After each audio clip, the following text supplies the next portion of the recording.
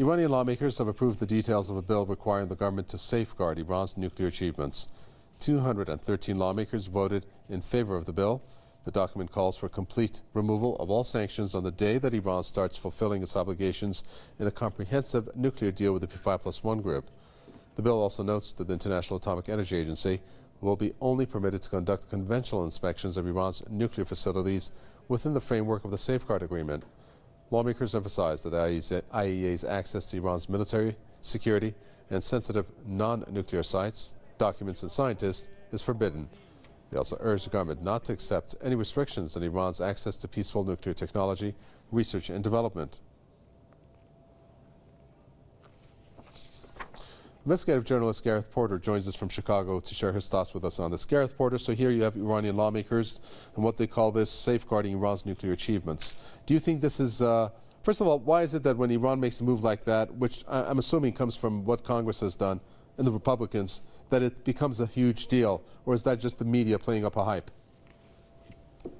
Well, of course, you're right. There is a perfect symmetry here between what the Iranian Majlis has now passed and what the U.S. Congress or the U.S. Senate has threatened to do. I mean, it has, of course, put forward legislation, passed legislation, which similarly makes demands on the Obama administration. So there is this very close symmetry between the two actions, and I have not seen the reaction from U.S. officials about this at this point, but presumably they will complain about what the Iranian Majlis has done, and that, of course, does represent a bit of a hypocrisy on the part of officials who would make such comments. But I would also have to add that, you know, that it's clear that there are positions being taken in this legislation which similarly go beyond the negotiating position of the Iranian government, as certainly as it has been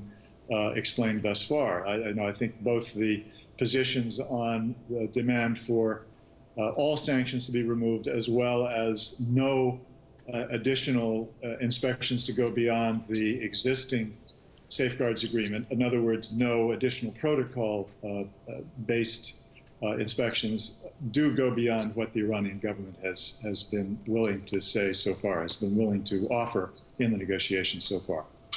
You know, it's really hard to differentiate between what is fact and what is fiction, and try to distinguish between, for example, what these Republicans can really do. And I can give an example, Gareth Porter, about that letter that they sent to Iran stating that, you know, this piece of paper is just good until Obama's term ends, and after that we can revoke it. I mean, what are the capabilities that U.S. senators, lawmakers have in the Senate regarding this deal overall? What the Senate can do to disrupt the deal is to actually pass legislation which simply says there can be no sanctions removal, or, you know, which do not allow the executive branch to exert, to use the waivers authority that now exists in U.S. legislation. That's the way that they can really make it impossible to go forward with the deal. They cannot change the negotiating position. They cannot force a negotiating position on the U.S. government. But what they can do is to frustrate the negotiating intention of the United States by passing such legislation.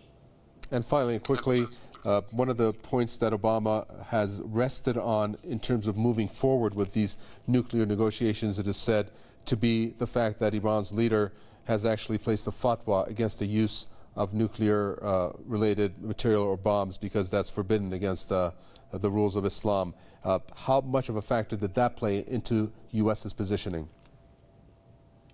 It's difficult to know exactly what U.S. officials really do believe about this. Their position thus far has been, well, that's interesting. We do take it seriously, but we want the Iranians to prove it by basically agreeing with our terms.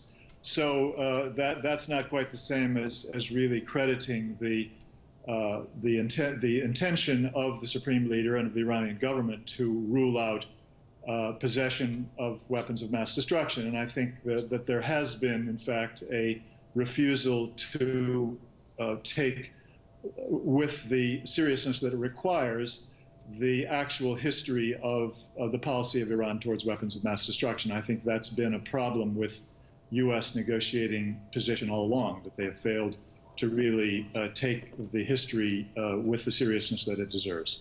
Gareth Porter, investigative journalist from Chicago. Thank you.